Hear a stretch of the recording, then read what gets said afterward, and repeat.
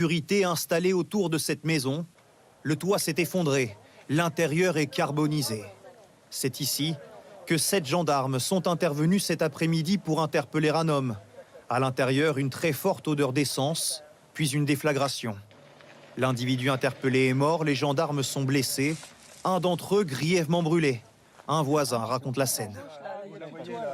On a vu que ça cramait partout. Ça cramait, et puis voilà. Et puis tout ce qui arrivait, la police, les ambulances. On a bien vu que c'était grave. Nous sommes dans le département de l'Allier, dans le lieu-dit des Palissards, 400 habitants. L'homme décédé s'appelait Christophe Belon, 37 ans, déjà condamné 10 fois et portait un bracelet électronique. Hier, une enquête avait été ouverte contre lui pour avoir menacé son conseiller probatoire. C'est pour cette raison que les gendarmes venaient l'interpeller aujourd'hui. Il avait vu les forces de l'ordre arriver.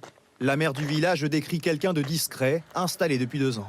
Il s'est toujours très bien comporté dans la commune. Je savais qu'il avait quand même des problèmes avec la justice, avec les forces de l'ordre. Mais je ne m'attendais pas à une telle catastrophe, on va dire le mot. Ses voisins parlent de lui comme un homme cordial, mais avec des fragilités. Il était seul d'abord et ça ne nous a pas surpris. Moi je pense qu'il aurait fallu qu'il soit soigné correctement. Au sein de la gendarmerie, on rappelle que toute intervention peut être dangereuse.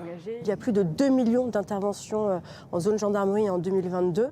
Il y a eu entre janvier et février plus de 338 gendarmes blessés en mission. Ça montre aussi que chaque situation a aussi son lot d'incertitudes et qui fait prendre un risque potentiellement aux gendarmes. Une enquête a été ouverte pour tentative d'homicide. Elle devra déterminer si les gendarmes ont été victimes d'un guet-apens.